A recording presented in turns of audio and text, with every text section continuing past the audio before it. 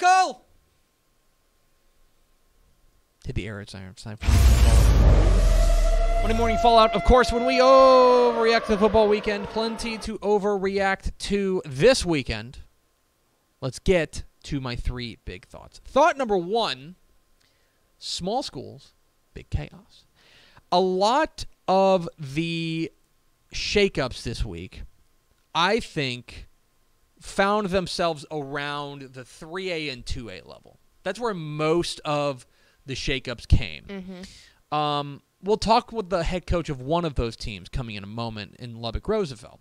Lubbock Roosevelt was a team that was 7-0. We felt pretty good about, but we also didn't know a ton about. Well, now we know. And they go out and they beat Abernathy 58-56 in a wild one. That kind of shakes up district or that whole kind of thing over there. Yeah. The whole Region 1. Scope, yeah. Because here's the funny thing, right? Think about District 3 and District 4 of 3A Division 2. And I know this is podcasting is a visual medium, right? 3 and 4, they're going to play each other in by district, right? Yes. Okay.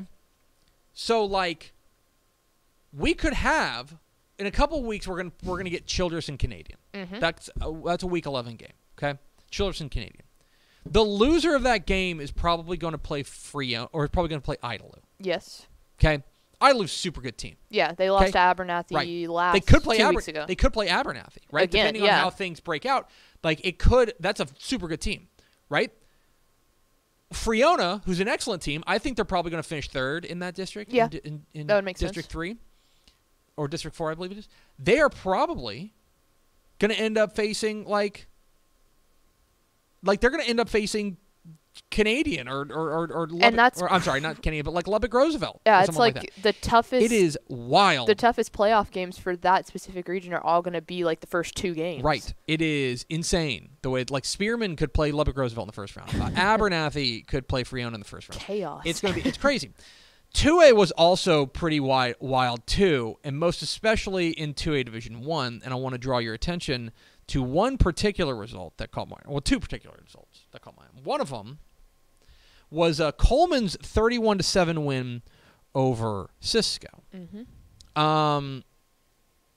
What that does for me, in my dumb opinion, is that makes the whole left side of the 2A Division 1 bracket pretty wide open. Because I think there was a fair argument to be made that the left side of the favorite on the left side of the bracket in 2A Division 1 was Cisco. Cisco had looked fantastic, really, really cruising along. They had the 1 loss on the year, but it was to who'd they lose to? They lost to Jim Ned. Okay, yeah. That's a 3A Division. The reigning state 3A champs. Division 1 and the defending state champ and the number 1 team in 3A Division 1. Yeah. But Coleman goes and throws a wrench in it. And now it causes you to take a step back and take a look at that left side, Region 1 and Region 2. Because on the right side, we're fairly certain Refugio Shiner, maybe Mason gets in the mix there in Region 4. Timpson looks like the favorite in Region 3, though those 2 will meet in the semifinal. The left side, who's the favorite, right? Yeah. Is it Crawford? Is it Good. New Deal? Is it Coleman? Is it Hawley? Is it Toller? Is it still Cisco? Is it Forsan? Is it Farwell? Who is it? Is it Bosqueville? Is it Italy? We don't know. And that's what's so interesting is that one game, I think, can throw a lot of things into flux. And the same goes, I would say, the same goes with Region 1 of 2A Division 2. Because Wellington, I don't know if you saw this, but Wellington lost to Clarendon. Yeah. Wellington lost a tight one to Clarendon. So now, on that left side, and especially in Region 1, does that just make Stratford the runaway favorite in Region 1? Yeah. Maybe. I don't know. That's what's so interesting about this week is, by the way, we also had some chaos in the 1A ranks. Westbrook beat Sterling City for the first time since 1940. Yeah, that was Cisco's first district loss since 2010. Yeah, they snapped a 61-game district winning streak, did Coleman.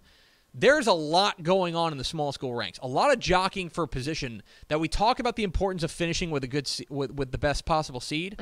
A lot of what we thought got thrown into a blender this past weekend, which made that a lot of fun. Thought number 2, realignment riddle. So there's been a lot of college football realignment talk lately. I have intentionally stayed away from it because I I want the dust to settle, and this is still years in the future. Right. And B, we also have an entire offseason, and like there's football being played right now, and that feels much more important to me. But in a week of college football that was okay, fine. Yeah, it was nothing special. I mean, there was one game we'll get to in a moment that I think was a big surprise, but like overall, there wasn't that big marquee game that I think got everybody excited. I think this is a good opportunity to take a look at what realignment has done in the wake of the Texas and OU move to the SEC, because there have been massive ripples, right? So Texas and Oklahoma are going to the SEC. Yes. They're leaving the Big 12. The Big 12 is now going to bring in a number of teams, including Houston, to fill in the void left there. Cool beans. That is going to leave some spots open in the American Athletic Conference, right? Because they're taking 3 teams from the American, yes, plus BYU. They are now going to add in. So the American Athletic Conference, looking for teams, goes and they go a raiding, most especially from Conference USA. Yeah, they plucked about half of them. Exactly right. For our purposes, the noteworthy teams that they plucked were Rice, UTSA, and North Texas. Oh. From what I understand, UTSA was not necessarily a big surprise. No. But from what I understand, it was kind of surprising that North Texas and Rice came along. That there was kind of a notion of, they might have been left behind. That DFW and Houston market does a lot of talking. Correct. I think that's a big thing. And the AAC obviously most looking of around and saying we want to shore up those major markets. So that does leave one team.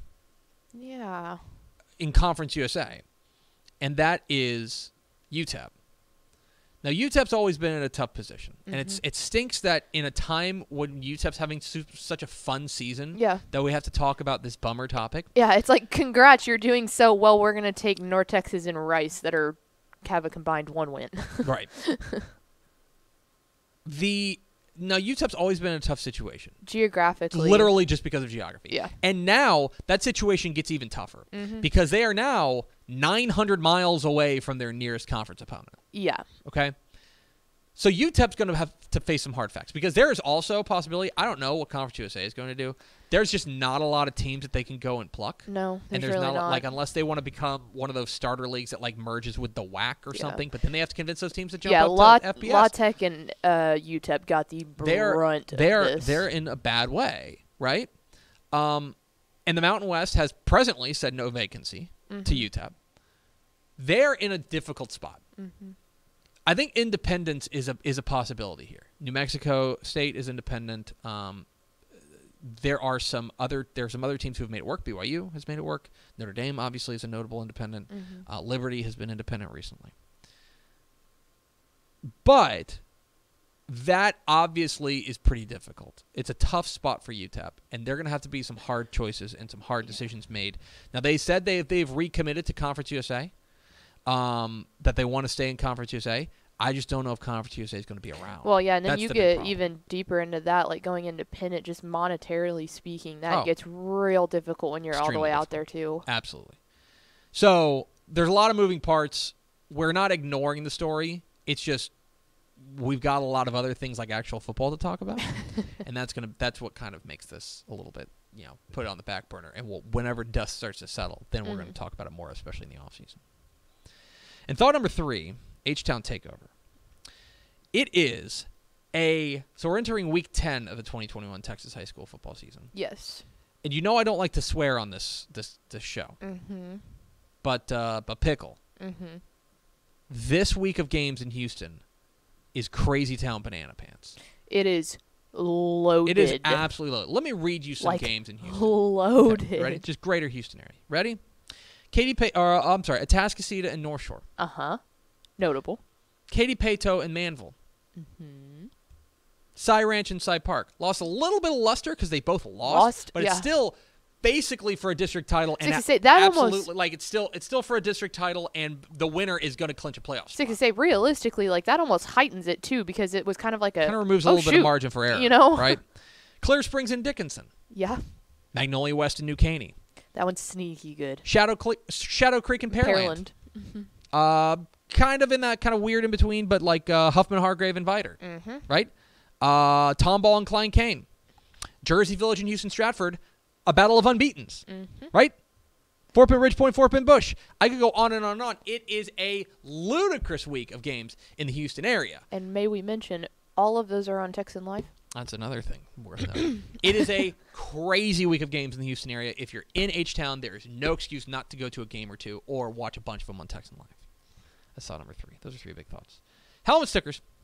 A helmet sticker to Grandview wide receiver Kason Eason, who went a little bonkers in their game last week. Grandview comes away with a big win ahead of their game this week against West. And Grandview wide receiver Kason Eason had 5 catches for 97 yards, 2 touchdowns receiving. He had a rushing touchdown. He had a passing touchdown. He had a punt return touchdown. He had 3 tackles and broke up a pass. Is it Kason Eason or Kason English? I'm sorry, Kason English. Okay. Kason English. I went back to my notes and I was like, you typed it. Kason English. Grandview wide receiver Kason English. Helmet sticker for you. A helmet sticker to Rice wide receiver August Petrie III, which is a very Rice. When I was typing it, I was like, mwah.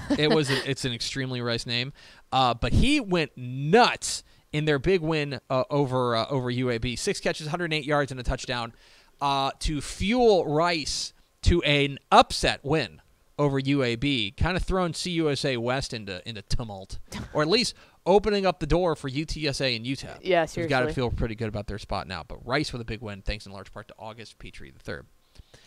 And a helmet oh, wow. Oh, wait. Hold on. We have some breaking news. Uh-huh. Let me make sure. Let me confirm this. I just want to make sure I'm confirming this. Holy cow. I believe we have some breaking news. Let me see if I'm getting this right. Hold on a second. Pete Thamel from Yahoo Sports is reporting that Matt Wells has been fired at Tech. Pete Thamel, from 2 minutes ago.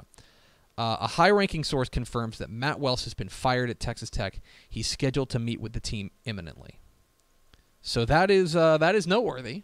Thanks for doing that in the middle of the show. Yeah. Yes, big doings there. A high-ranking source, again, Pete Thamel of Yahoo reporting, a high-ranking source confirms that Matt Wells has been fired at Texas Tech. He's scheduled to meet with the team imminently. Obviously, you know what? Here's what we'll do. After we unveil the rankings, we'll maybe have a little bit of a chat about this in a bonus segment at the back end of the show. But we do have breaking news that Pete Thamel reporting from Yahoo News that a high-ranking source confirms that Matt Wells has been fired at Texas Tech. He's scheduled to meet with the team imminently. That is from Pete Thamel, who is usually pretty darn good on these types of things. I don't know if you can necessarily take that as gospel, but that is big-time breaking news out of Texas Tech, that Matt Wells reportedly fired, according to Pete Thamel, Yahoo Sports. All right. We'll get to that in the back half of the show. We're going to take that. We're going to put it in a parking lot, and we're going to come back to it at the back end of the show. Okay. One more helmet sticker, Pickle. Yes. A helmet sticker to Mallory Hartley.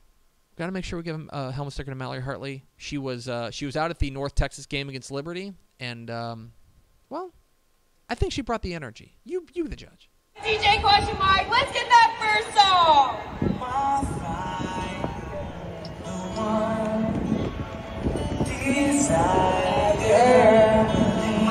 Backstreet Boy. Let's hear it, guys. I want it.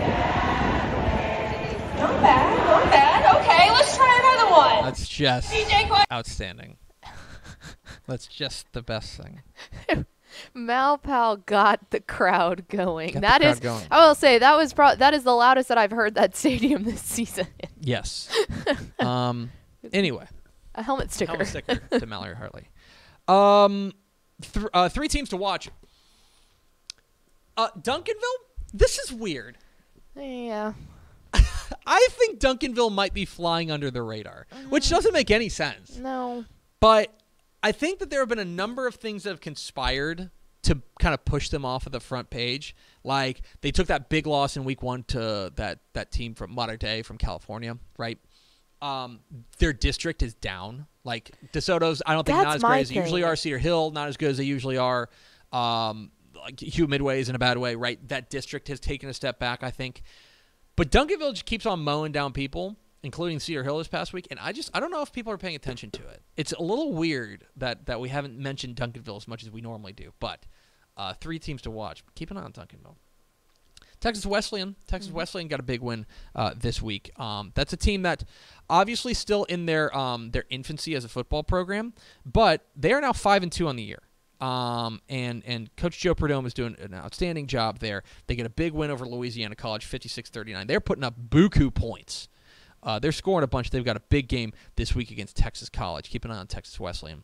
And Canyon. Did you see what Canyon did in their game against Pampa? No, I did not. Final score, Canyon 75, Pampa 60.